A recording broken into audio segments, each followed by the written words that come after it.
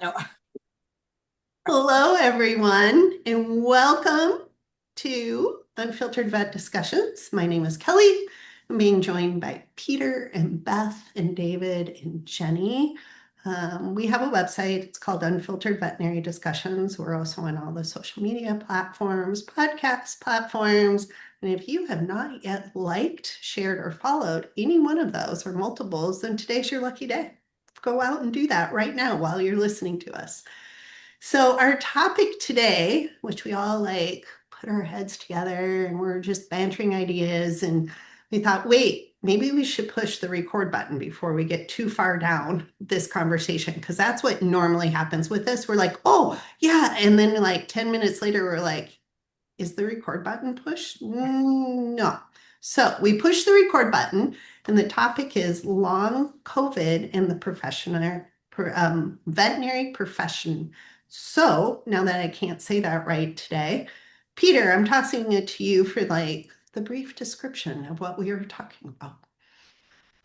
Thank you, Kelly, and Happy New Year to all of my cohorts who are on the screen and those who can't join us, and to all of you out in the ether who are joining us as well. Almost 6 years ago, March will actually be 6 years, Mhm. the world was disrupted by a 100 nanometer virus. And for those of us in the veterinary profession, if you remember back into March of 2020, between March and June, I think many of us thought the veterinary profession was just going to completely collapse Yeah. because business died. And a lot of it was because of health issues. And there are practices that literally shut down thinking that they would never be able to recover. And there are hospitals that the doctors paid their staff out of their personal reserves just to be able to keep people on staff because there was nothing coming in. And then a switch flipped. And if the listeners out there who had the first curbside hospital in the United States or in the world, let us know. I'm still trying to figure out who was the one who created curbside. Maybe it was McDonald's drive-through. I don't know. But and all of a sudden, we went from dead to literally a F1 Indy 500 car race, and we were doing 50,000 steps before lunch, Mhm. going in and out. It was In and Out Burger, not Burger King, not McDonald's. It was In and Out Burger as we were going in and out and in and out. And I don't care if you were in New Hampshire freezing or if you were in Phoenix sweating, we were doing that, and we were seeing more people than we'd ever seen. There was a greater demand. There was money being spent. The shelters had a higher adoption rate, Mhm. and workforce issues escalated. Workforce issues meaning that we needed more staff, and we were losing staff. A lot of it was due to fear of disease, and a lot of it was fear of burnout or from burnout. We were losing professionals who were leaving the profession, many of whom became relief doctors because we saw a huge uptick in relief doctors. And there was um, an effort based upon certain reports to respond to this workforce issue by um, looking at ways that we could increase the number of veterinarians entering the profession. Well, some of that was to increase class sizes at the veterinary schools, and some of it was to increase the number of veterinary schools and the potential seats. And then there was also this mid-level practitioner, which was to help Right. address some of the other efficiency issues. And that started a whole change. Also, and many of you will remember this, and I'm sure Beth and Jenny had to deal with it. We started to see salaries escalate. We started to see doctors, new graduate salaries escalate because as supply goes down and demand goes up, they become a premier uh, item. And so you pay more for them. And Yeah. concurrently, we saw salaries go up for the technicians and the rest Yeah. of the staff. Concurrently, during the pandemic, in those first few years and continued, we had supply chain issues. It took forever to get cages. It took forever to get certain drugs. We had shortfalls of certain drugs because we needed them in human healthcare and they weren't available. And the prices went up. I can't believe how expensive it is for a liter of lactated ringers now. if you can So find it. all, if you Yeah. can find it. So all of these things have had long-term implications, thus long COVID and its impact on veterinary medicine. That was the short um, introduction to a very long and in-depth topic that may take more than one conversation. But Beth, you lived through it. Jenny, you lived through it. And David, you're dealing with the ramifications of it right now. Oh, by the way, we didn't even talk about how price points and multipliers Yeah. for the sale of hospitals went from 10 to 20 to 25 and higher. So all of these things, and now David, you've seen the ramifications and from profitability standpoint as you're doing valuation. So we're dealing with long COVID and it's not impacting respiratory or mental health. Well, it is impacting mental health. I was It's gonna not, say, I think mental health is affected. Maybe not respiratory. it's not impacting your lungs and your heart, but it's definitely impacting your brain. So there it is. And I Yeah. throw it And the at financial health. the rest Yep. of audience that is part of this group to dissect it. Yeah, Yeah, we're there's stunned silence in the room, Well, right? I They're do like, wait, think where do we go I after thought, that? But we were kind of talking about finding people, for your teams, right? Beth and Jenny, Yeah. and we've talked about you guys actively like, you know, drumming up somebody, but the Yeah. right person, because you just don't want a person, right? You want the person, not a person for your practices. I think that was the big Yeah. thing for us when we were looking for veterinarians, especially, is because we lost one during COVID. Not like lost. Like she's still she's still with us. She's just not working with us. She really realized that she couldn't work in as of practicing, veterinarian. She now teaches at the local tech school, which is a perfect fit, and that's great. And but so in May of 2020, we lost a veterinarian right before everything just freaking blew up. And so we've been looking since then, and it was a huge problem to find the right fit. And interviewing people who weren't able to see patients in their senior year of vet school because they couldn't. Everything was done by telemedicine and try they had very little hands-on experience, and it was extremely difficult to find. You hire a new grad and there's going to be a lot of mentorship yeah. involved, but then hiring a new grad who really has never done a spay, has never talked to a client face to face. There were a lot of difficulties with that. So yeah, finding a vet was really tough. As far as our other team members, I know Peter and I have talked about this retention. We worked very, very hard to keep our team members. And it did turn into an employee market as opposed to an employer market, right? Like Hmm. they could ask for what they Mhm. wanted and they could, but as an owner, I tried really hard to make sure that they already had what they needed. We increased pay. You're right. When we were doing curbside and it's, -10 outside, I made sure we bought cute little hats for everybody and mittens and made sure that they were all, cared for that way. But, that's when we started thinking about a daycare. We started thinking long term, how are we going to keep these team members here? I allowed, people who weren't comfortable coming in, I allowed them to stay home during COVID until they could come in, or they would come in on Sundays and do inventory on Sundays and then just not come in for the week. We tried to look at how can we help them work at home. It really was a lot of pivoting and things like that, but we were able to retain. I can honestly say we really didn't lose anybody during that time period. Um, Other than that veterinarian, which we had seen coming, that had zero to do with COVID and everything to do with just a fit for her. And so it did. We just hired our fifth vet in August. And we did hire somebody before then. It wasn't a good fit, but it was really tricky to find veterinarians, and it still is, and I see it all over the place. Beth, are you looking, are you having an issue? Yeah, so we are actively looking for a vet right now. So if anyone knows anyone, I was like, this is your ad. This is my free ad to our audience.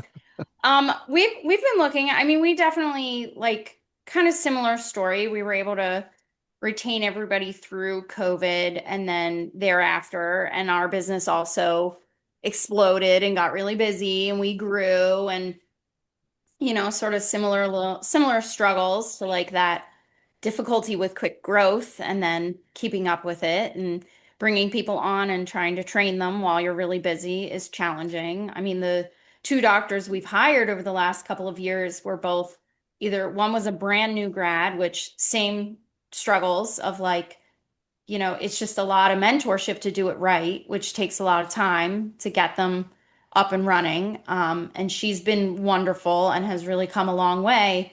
But a lot of mentorship there for sure. And then our other most recent hire was like a new grad, but the place that she went right out of school, she worked there for a year and she, kind of got chewed up and spit out and was completely burnout and had been taught things in a way don't that isn't the way our practice does things, I'll Undo say. it. So Yeah. so there's been like a whole bunch of unlearning and relearning for her, which has been a lot of mentorship. And she's also lovely and doing a phenomenal job. But like we're looking for someone, and I just would really love someone that had some experience, which has been like impossible to find because I've had, we had a fourth year vet student come an extern and she was interested in potentially coming to work there. And I have another new grad resume that's like literally the only resume I've gotten. But I just am like, I'm tired. I don't know if I have it in me to like mentor another brand new person right now when I really need someone to be helping kind of eliminate some of the stress and burden on myself and my other senior doctors. So we're looking for someone with experience and having a hard time finding them. That's kind of like where we're at right now. Well, I continue to see so many of the clients we get that are still looking, can't find a doctor, aren't getting resumes like your experience, and they're running at capacity. The slowdown right now, I'd say we just crossed into the majority of the clients that I'm working with had a down December. They still have a lot of clients that are gangbusters, but I'm hearing it now like, okay, it is at least coming into my view. But I think that running at capacity, though, yeah, is it a shortage? Is it a distribution problem? And I do think there's a lot of that. Graduating more, if they all go back to the same population centers, then it's not doing any good as far as a solution. But I think as far as kind of long-term COVID, and the research is out there, that productivity dropped. And what happened across from top of the practice to the kennel staff or distributive leadership across the entire platform, everyone was crazy busy. But busy was redefined. Instead of how pre-COVID we were busy, now we're less productive, but we define that as busy. And trying to get back up there, team utilization, workflow efficiencies, and that sort of thing is not easy. It's a part of the solution, I think, to the staffing and folks utilizing their team and delegating and that sort of thing. But that is a definite long-term COVID impact in the profession. And that when you combine decreased productivity with inventory challenges, with support staff being more expensive, with costs just going up, yeah, that hits the bottom line. And practices are not as financially healthy as they were. Yeah, I think we got to get out of this long-term COVID. I don't know what the path forward is, but it's definitely hitting a majority of practices. Not all. How do we fix this? Like, Yeah, I want to know that too. I How do we make know. it Well, better? we sat there and right, I'm we ready looked to at take more. notes. Let's We go. yeah, we looked at more vet schools, right? We looked at more, I guess I don't know how Peter, how do we move forward? Peter, fix it. Peter, Peter. Peter, you need your superhero cape and pick it Yeah. up from underneath Bruce there and put it on. That's a Um, heavy Excellent. lift. That's a heavy I lift. Well- love it for you.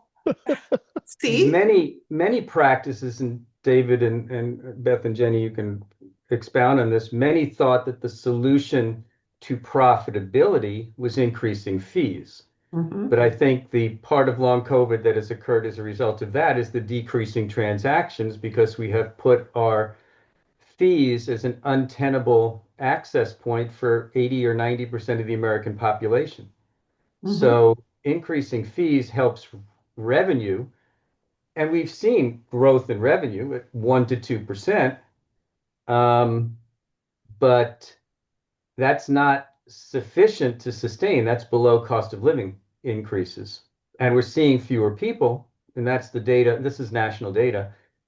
Well, that means all we're doing is making money on the backs of a smaller population. So revenue alone is not the answer. Expense control, well, that goes to efficiency. It goes to some of what David has been talking about. And I mean, I'm pretty sure in both Beth's practices and Jenny's practices is you use your staff to the top of what your Practice Act allows them to do. And so if you're using your staff and your efficiency level is above 75%, in other words, your doctors are doing doctoring things and not putting in catheters and taking x-rays, and your staff is doing that, and you're leveraging your assistants to help your staff, and you've got assistants helping client service. So if your efficiency is good, and your appointment book is filled, and you don't have enough people to deliver, it goes back to productivity as David was talking about. This is a multi-organ system failure, to put it in medical terms. This is not just heart failure and secondary pulmonary edema and everything else. This is multifactorial. One of the things that I found interesting in some of the AVMA reports is the number of transactions per doctor per day. Averages at about 14. Now, David, you and I have been doing this for a while. It used to be our target was 20 transactions per doctor per day. Correct me if I'm wrong Yep. on that. Yeah. So we're a third less, But we and feel busy. but we feel busier. So when you're running uphill with a 40-pound back on your back in the mud, barefoot in the snow, that's inefficiency. So how can we see more people? I would suggest that leveraging our staff to do more within your Practice Act, you could probably get doctors to see 50% more people if they didn't think that they had to do everything. This Right. goes to perfectionism. This goes to not trusting the team to do a lot. And I'm not criticizing anybody's practice, I'm just speaking in general. So this is a multi-organ failure. And the solution to multi-organ failure is not to do organ transplants for everybody, which is producing more people. It's basically getting a better system, new business models, looking at things in a different fashion so we can be more efficient, more effective, more productive, and less stressed. And so, but we're not really having enough of these conversations, in my opinion. And I think the mental health issue is a sequelae to what is going on. It has impacted others. The work-life integration discussion that goes on in terms of scheduling doctors and staff, none of it's wrong, but we have to sit down as a profession and figure out what some of the solutions are, and find those practices that have been able to do it well and learn how to model from them. Beth, finding a doctor that is experienced is very difficult because the only reason you would find somebody is if somebody in your community is looking for a new job, or somebody is looking to move within a 30-minute drive of your community. Mm. And if your community is not Los Angeles, where a 30-minute drive is about 3 miles, it becomes very difficult. And I would say the same thing if you're not in New York, Miami, Chicago, Seattle, Portland, the 20 major metropolis. where, by the way, most of the veterinary students come from. They don't come from the rural settings like Yeah. State College, Pennsylvania, or Deerfield, New Hampshire. That's the way it was when I was in school. Most vet students were from rural suburban Yeah. Had settings. an Now they're agrarian base. Yeah. exactly. Mm-hmm. Could So, states do incentives to help, like if it's a distribution issue, is there something that states can do to say, hey, we have, like, I know we have a huge lack of large animal veterinarians in New Hampshire, Maine, a lot of them just retired. We have people that are bringing their pigs and their goats and stuff to us from Maine. They call all the time because they can't find any veterinarians. And I mean, Maine is a huge state, but again, not a lot of people go, ooh, I want to live there. well, Where Jenny, North Dakota did that for a while, and South did they? Dakota. Yeah, especially large animals.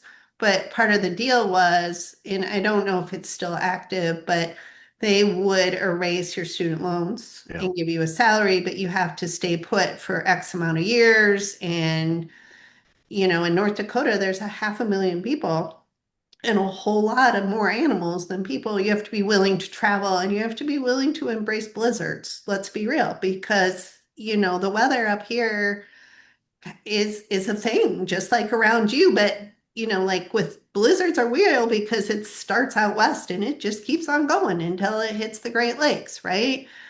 Um, so yeah, but one of our clients, I was talking to him recently, and then I was like, well, how's business doing? And they're like, man, we're increasing 20% week over week.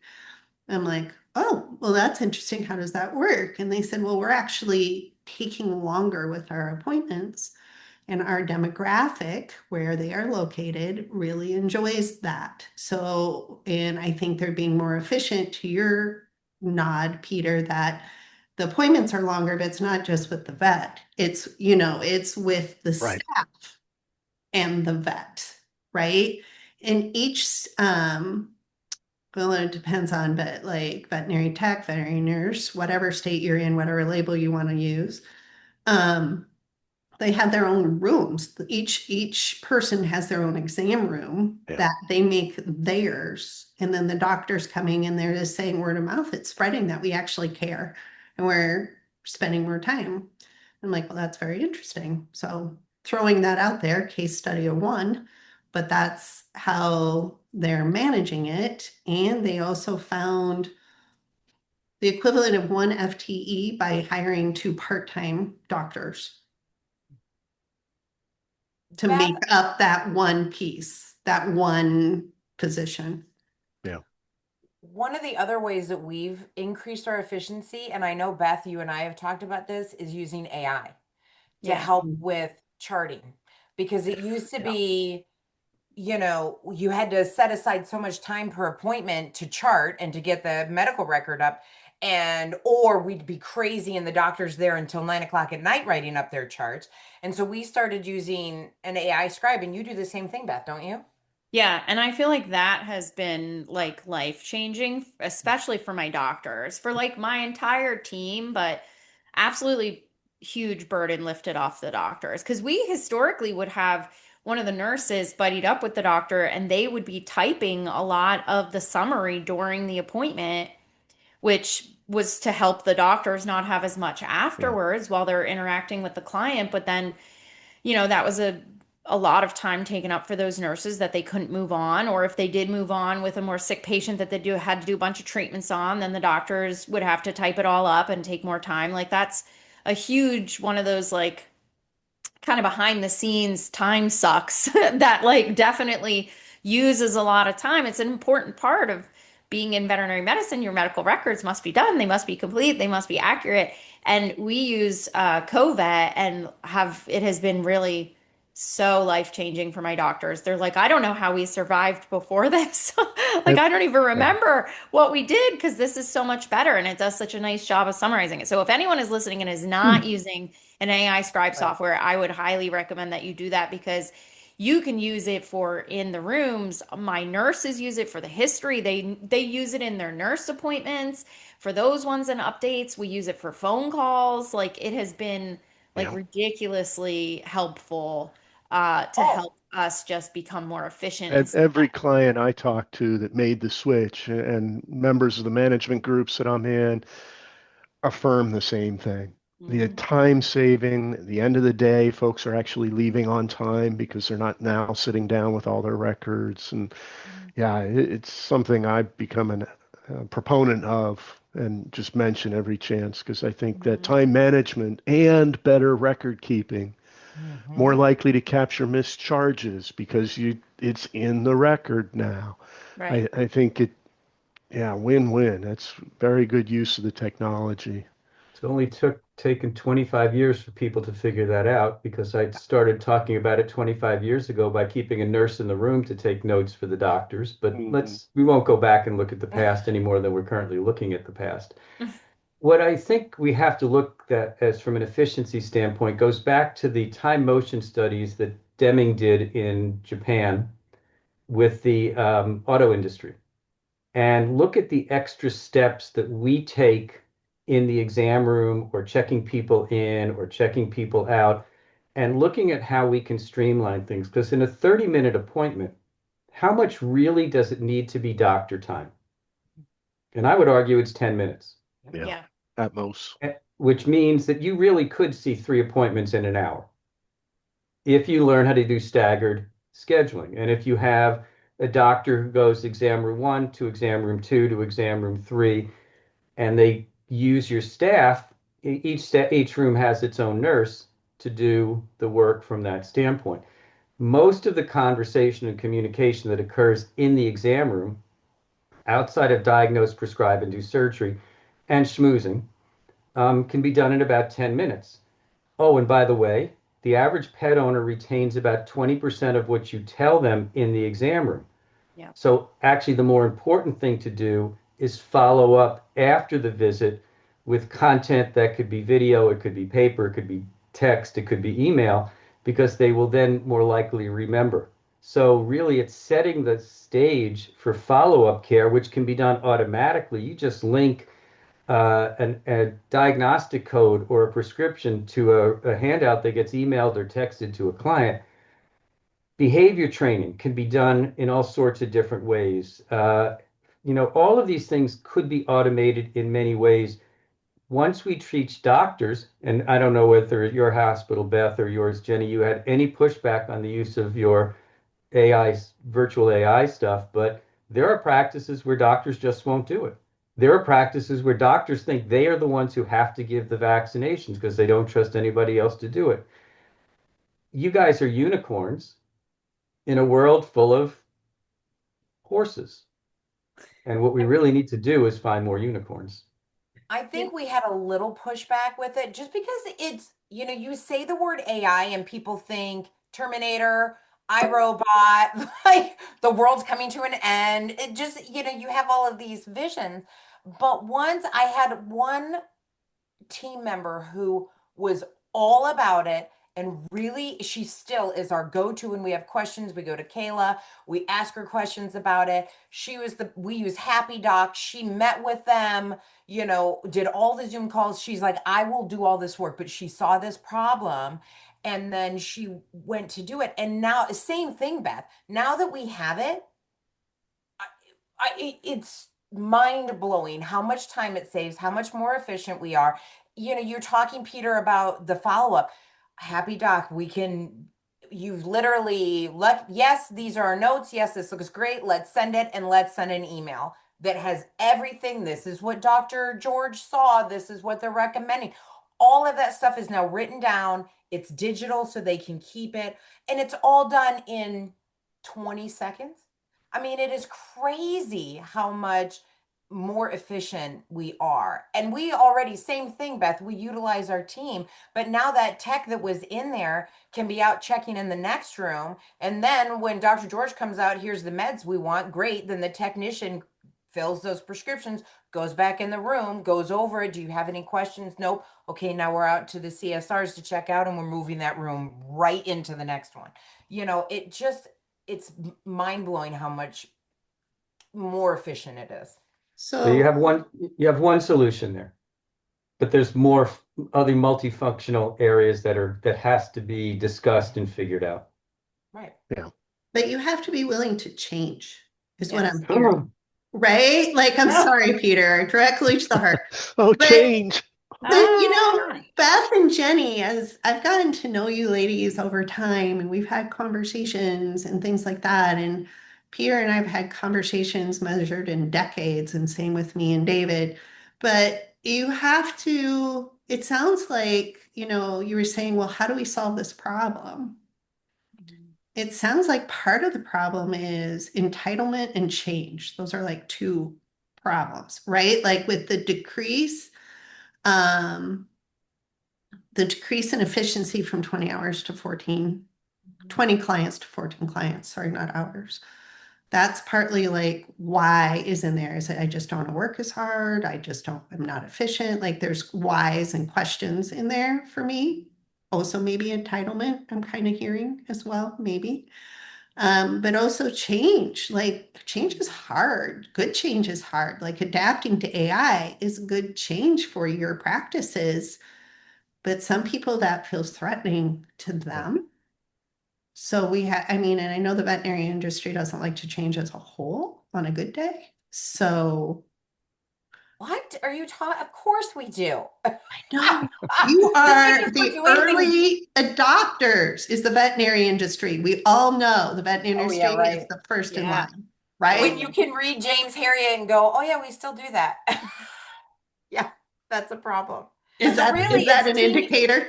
it's Uh, team utilization, it's retention, it's adopting new practices, maybe training your team properly so that you can trust them to do the jobs mhm. that you want, Protocols, consistency. standardization, It's right? easy. Just go do it. It's Yeah. barely anything, really. Create the culture, use the Barely anything. distributive leadership, collaborative model, leveraging your team. It's Start doing One it word, tomorrow. one word, and we've probably talked about this. Trust. We have trust issues. Mhm. This might as well be a Jerry Springer conversation, but we have trust issues. He's not still alive. Dr. Phil. Well, he's not. Yeah. Anyhow, we have trust issues, yeah. and Yeah. it goes to we don't train to a level of trust because we don't train, and we don't train because people are going to leave. So why invest in the people? And I'm so gonna you end add, up with high turnover. Yeah. you guys, the veterinary industry also doesn't trust their vendors. Nope. Oh, God. We don't We trust don't trust anybody. anybody. No, we get it all the time. And I'm like, let us do our jobs. We can help you. Yeah. Like, we're not the only ones. So who wants to Yeah. wrap up today? Well, I'll start it, so I'll end it. Yeah, Um, Peter, the, because you have to give the solution now.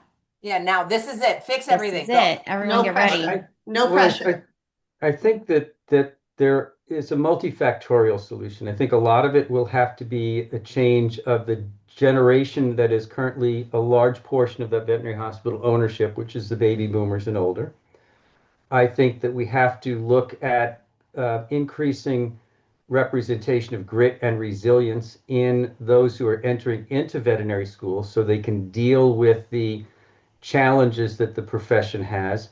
But I do think it's going to take organized veterinary medicine, working collaboratively with the state, with the veterinary colleges, the state boards, the technicians, the managers, corporate medicine, all working together to find solutions to the betterment of the patients and the clients for whom we care. I think what we have found are solutions that are transactional and financial to the detriment of the relationship that we have tried to build over generations. And I think we really do need to get some collaborative grassroots discussions as to what changes that we can make to maybe have students coming out of vet school that are better prepared from a surgical standpoint and an exam room standpoint. And we need to look at work-life balance, and maybe a 3-day work week will be the future. And maybe we need to learn how to do things a little bit differently. I don't have a simple solution because there isn't one when you have a complex problem. But I do think it is time for us to totally rethink and reimagine a lot of what we've done from the past without losing the passion that got us to where we are. We just have to get some sandpaper out and smooth it out and fine tune it so that we can continue to love what we're doing. Amen. And with that, we'll wish Thank you you. all adieu. Until next time on Unfiltered Vet Discussions.